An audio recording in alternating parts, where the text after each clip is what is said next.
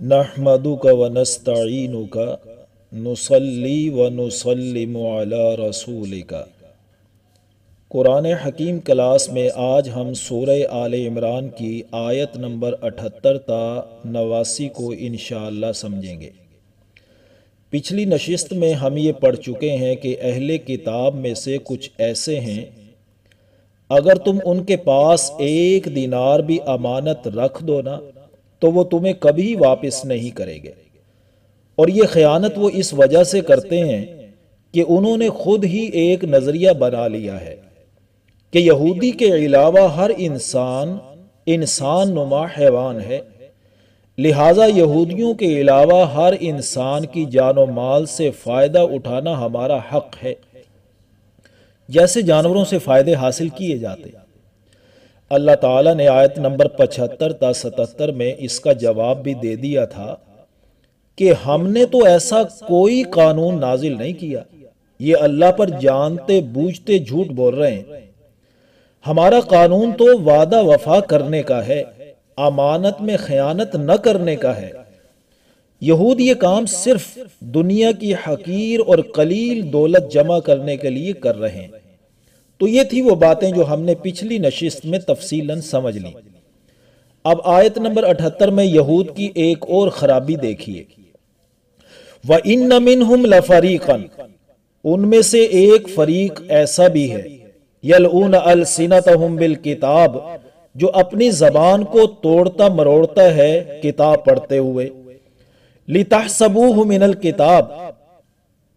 تاکہ تم سمجھو وہ کتاب سے ہی پڑھ رہا ہے،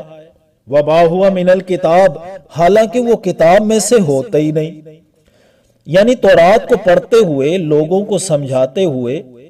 اس کی تشریح اور وضاحت کرتے ہوئے، جس سے لوگ سمجھتے ہیں کہ یہ بات اللہ کی کتاب میں ہی لکھی ہوئی ہے، حالانکہ وہ کتاب میں ہوتی ہی نہیں۔ وَيَقُولُونَ هُوَ مِنْ عِنْدِ اللَّهِ، اور پھر یہ بھی کہتے ہیں کہ یہ اللہ کی طرف سے ہے۔ وَمَا هُوَ مِنْ عِنْدِ اللَّهِ، جبکہ وہ اللہ کی طرف سے ہوتا ہی نہیں۔ وَيَقُولُونَ عَلَى اللَّهِ الْكَذِبَ وَهُمْ يَعْلَمُونَ، اور وہ جانتے بوجھتے اللہ پر جھوٹ باندھتے ہیں۔ ہمارے ہاں بھی لوگ اس معاملے کی سنجیدگی کو نہیں سمجھتے، بلا سوچے سمجھے شریعت کی باتیں بیان کر رہے ہوتے ہیں، ہر شخص فتویٰ دینے کے لیے تیار بیٹھا ہوتا ہے، اور پھر واٹس ایپ وغیرہ پر بلا تحقیق جو پوسٹیں شیئر کر دی جاتی ہیں۔ یاد رکھیے، اللہ اور اس کے رسول کا نام لے کر کوئی بات کسی کو بتانا یا شیئر کرنا، اور وہ اللہ اور رسول کی بات نہ ہوئی تو یہ اللہ پر جھوٹ باندھنا ہے، اس سے ہمیشہ بچتے رہیے۔ اگلی آیت دیکھیے، مَا كَانَ لِبَشَرٍ أَن يُؤْتِيَهُ اللَّهُ الْكِتَابَ وَالْحُكْمَ وَالنُّبُوَّةَ، کسی انسان کے یہ شایان شان ہی نہیں ہے کہ اللہ تعالیٰ تو اسے کتاب و حکمت اور نبوت عطا کرے،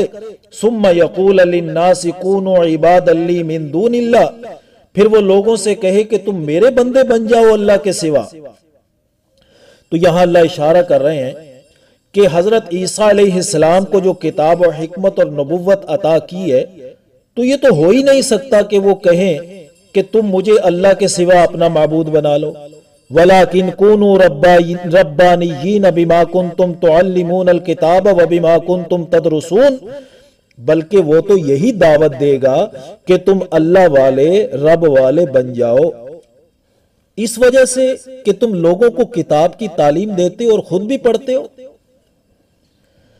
تو کتاب الہی کا پڑھنا پڑھانا، تعلیم و تعلم، سیکھنا سکھانا، درس و تدریس اس لیے ہونی چاہیے کہ لوگوں کو اللہ والا بنایا جائے، ان کا تعلق اللہ سے وابستہ کر دیا جائے، نہ یہ کہ اپنے بندے بنا کر ان سے نذرانے وصول کیے جائیں۔ ہاں البتہ یہ بات بھی ذہن میں رہے کہ اگر کوئی تعلیم و تعلم اور درس و تدریس میں مصروف رہ کر لوگوں کا تعلق اللہ اور اس کے رسول کی شریعت سے قائم کر رہا ہے اور لوگ اس کو بنیادی ضروریات فراہم کر رہے ہیں، تو اس میں کوئی حرج نہیں، بلکہ یہ کام باعث اجر و ثواب ہے کہ ایک شخص اپنے علم اور وقت کو استعمال کر کے لوگوں کی درست رہنمائی کر رہا ہے اور دوسرے لوگ اپنے مال کو اس پر خرچ کر کے اس کی معاونت کر رہے ہیں، تو گویا یہ بھی اس شخص کے عظیم کام میں اپنا حصہ ڈالنے کے مترادف ہے۔ بہرحال جس کو اللہ تعالیٰ کتاب و حکمت اور نبوت عطا کرے، اس کے شایان شان ہی نہیں ہے کہ وہ لوگوں کو اپنا بندہ بنائے اللہ کے سوا، بلکہ وہ تو لوگوں کو یہی دعوت دے گا کہ اللہ والے بن جاؤ۔ اور وَلَا يَأْمُرُكُمْ أَن تَتَّخِذُوا الْمَلَائِكَةَ وَالنَّبِيِّينَ أَرْبَابًا، اور نہ ہی کبھی وہ تمہیں یہ حکم دے گا کہ تم فرشتوں اور نبیوں کو رب بنا لو، جیسا کہ مشرکین مکہ نے فرشتوں کو اللہ کی بیٹیاں قرار دے کر معبود کے برابر لا کھڑا کیا تھا، اور لات، منات اور عزا جیسی مورتیاں بنا لیں۔ یہودیوں نے حضرت عزیر علیہ السلام کو اللہ کا بیٹا قرار دے کر، اور عیسائیوں نے بھی عیسیٰ علیہ السلام کو اللہ کا بیٹا قرار دے کر معبود کے برابر لا کھڑا کیا، حالانکہ ان باتوں کا کسی نبی نے بھی کبھی حکم نہیں دیا۔ اَیَأْمُرُكُمْ بِالْكُفْرِ بَعْدَ إِذْ أَنْتُمْ مُسْلِمُونَ، کیا وہ نبی تمہیں کفر کا حکم دے گا اس کے بعد کہ تم مسلمان ہو چکے ہو؟ یعنی اگر تم اللہ تعالیٰ کی فرما برداری اختیار کر چکے ہو تو کیا اللہ کا نبی تمہیں کفر کرنے کا حکم دے گا؟ حالانکہ ہر نبی نے یہی کہا ہے کہ اللہ کے سوا کوئی معبود نہیں۔ اب اگلی آیت میں یہ بات سمجھائی جا رہی ہے کہ جس طرح ہر نبی اور رسول اللہ ہی کی طرف بلاتے رہے، اسی طرح ہر نبی آئندہ آنے والے نبی کی پیشن گوئی بھی کرتا رہا، اور یہ سلسلہ حضور صلی اللہ علیہ وسلم پر آ کر مکمل ہو گیا۔ یہی وجہ ہے کہ حضور صلی اللہ علیہ وسلم نے اپنے سے بعد کسی نبی کی پیشن گوئی نہیں کی، جو ختم نبوت پر بہت بڑی دلیل ہے۔ چونکہ حضور صلی اللہ علیہ وسلم پر اللہ کے دین اور قوانین کی تکمیل ہونا تھی، اس لیے اللہ تعالیٰ نے ہر نبی سے یہ وعدہ لیا کہ جب حضور صلی اللہ علیہ وسلم مبعوث ہو جائیں تو ان پر ایمان لائیں اور ان کی نصرت و حمایت کریں۔ تو دیکھیے آیت کی طرف، وَإِذْ أَخَذَ اللَّهُ مِيثَاقَ النَّبِيِّينَ، اور وہ وقت بھی یاد کرو جب اللہ تعالیٰ نے عہد لیا تھا تمام نبیوں سے کہ لَمَا آتَيْتُكُم مِّن كِتَابٍ وَحِکْمَةٍ، جو کچھ بھی میں تمہیں کتاب و حکمت عطا کر دوں، ثُمَّ جَاءَكُمْ رَسُولٌ مُصَدِّقٌ لِمَا مَعَكُمْ، پھر آ جائے تمہارے پاس کوئی اور رسول اس کی تصدیق کرتا ہوا جو تمہارے پاس پہلے سے موجود ہے۔ یعنی وقت کے تقاضوں کے مطابق قوانین میں کچھ ترمیم کر کے کسی نئی شخصیت کو میں نبوت کے منصب پر فائز کر دوں اور وہ آ جائے تو لَتُؤْمِنُنَّ بِهِ وَلَتَنْصُرُنَّ، تو ضرور تمہیں اس رسول پر ایمان لانا ہوگا اور اس کی مدد کرنی ہوگی۔ اللہ تعالیٰ نے عہد کا یہ مضمون پیش کر کے پھر پوچھا، قَالَ أَقْرَرْتُمْ وَأَخَذْتُمْ عَلَى ذَلِكُمْ إِصْرِي، کیا تم نے اقرار کر لیا اور مذکورہ عنوان پر میرا عہد قبول کر لیا؟ قَالُوا أَقْرَرْنَا، انہوں نے کہا جی ہم نے اقرار کیا۔ جس طرح تمام انسانوں کی ارواح سے یہ عہد لیا تھا نا، جو میں پہلے بھی ذکر کر چکا ہوں، أَلَسْتُ بِرَبِّكُمْ قَالُوا بَلَىٰ، اسی طرح اللہ تعالیٰ نے جن کو نبوت سے سرفراز کرنا تھا ان سے اللہ نے یہ اضافی عہد لیا۔ تو ہر نبی نے اپنی امت کو یہی ہدایت کی کہ میرے بعد اللہ تعالیٰ جو نبی بھی مبعوث فرمائے اس پر ایمان بھی لانا ہے اور اس کی نصرت و حمایت بھی کرنی ہے۔ اور حضور صلی اللہ علیہ وسلم کے بارے میں تو تقریباً ہر نبی اس بات کا عہد لیتے رہے، اور عیسیٰ علیہ السلام تو بالخصوص آئے حضور صلی اللہ علیہ وسلم کی بشارت کے لیے اور ان کی خوشخبری سنانے کے لیے۔ قَالَ فَاشْهَدُوا وَأَنَا مَعَكُم مِّنَ الشَّاهِدِينَ، اللہ تعالیٰ نے تمام نبیوں سے فرمایا ٹھیک ہے اقرار ہو گیا، اب تم بھی گواہ رہنا اور میں بھی تمہارے ساتھ گواہوں میں سے ہوں۔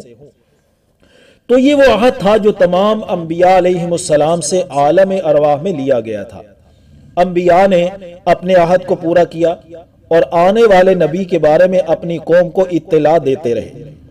تو فمن تولی بعد ذالک فاولئک هم الفاسقون، تو جس نے بھی منہ پھیر لیا اس کے بعد تو یہی لوگ اللہ کی فرما برداری سے نکل جانے والے ہیں۔ افغیر دین اللہ یبغون، تو کیا یہ اللہ کے دین کے سوا کوئی اور دین چاہتے ہیں؟ اللہ کی فرما برداری والے دین کے علاوہ کوئی اور دین چاہنے والوں، ذرا دو باتیں سنو۔ نمبر 1، وَلَهُ أَسْلَمَ مَنْ فِي السَّمَاوَاتِ وَالْأَرْضِ طَوْعًا وَكَرْهًا، اور اسی کے سامنے جھکے ہوئے ہیں، سر تسلیم خم کیے ہوئے ہیں، ہر وہ چیز جو آسمانوں اور زمین میں ہے، کچھ خوشی سے کچھ مجبوری سے۔ بس تم انسانوں کو جو عمل و ارادے کی آزادی حاصل ہے، یہ تو تمہارا امتحان کرنا مقصود ہے، اور تم ہو کہ نافرمانی پر اتر آئے ہو۔ اور دوسری بات، وَإِلَيْهِ يُرْجَعُونَ، اور اسی کی طرف لوٹائے جاؤ گے، یہ بھی بات یاد رکھو۔ پھر اس عہد کی خلاف ورزی کر کے تم اس کا سامنا کر کیسے پاؤ گے؟ اس ذات کے سامنے کھڑے کیسے ہوگے؟ قل، اے نبی صلی اللہ علیہ وسلم، آپ دین اسلام کے خلاصے کے طور پر ذرا فرما دیجئے کہ آمنا باللہ وما انزل علینا، ہم اللہ پر ایمان لائے اور اس پر جو ہم پر نازل کیا گیا، وما انزل علی ابراہیم و اسماعیل و اسحاق و یعقوب والاسباط، اور اس پر بھی ایمان لائے جو نازل کیا گیا ابراہیم، اسماعیل، اسحاق، یعقوب اور ان کی اولاد پر، لا نفرق بین احد منہم،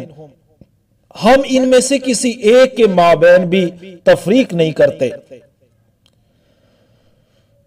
وَنَحْنُ لَهُ مُسْلِمُونَ، اور ہم اسی اللہ کے فرما بردار ہیں۔ اس نے جس ہستی کو بھی نبی بنا کر بھیجا، ہم نے سر تسلیم خم کر دیا۔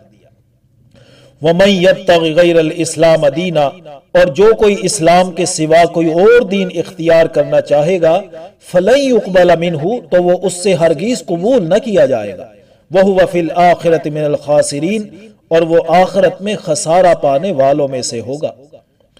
ان ساری تفصیلات کو بیان کرنے کے بعد اللہ تعالیٰ پوچھ رہے ہیں،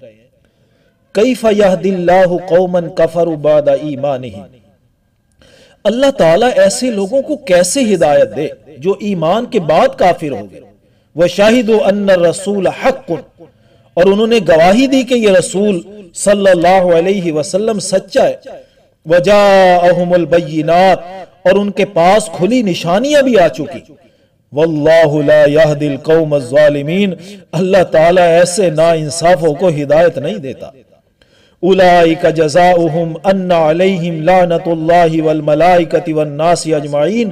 ایسے ہی لوگوں کی یہ جزا ہے کہ ان پر لعنت ہے اللہ کی، فرشتوں کی اور تمام لوگوں کی، خالدین فیہا، اس لعنت میں وہ ہمیشہ رہیں گے، لا یخفف عنہم العذاب ولا هم ینظرون، ان کے عذاب میں کوئی تخفیف نہ ہوگی اور نہ ہی انہیں مہلت ملے گی، الا الذین تابوا من بعد ذلک واصلحوا،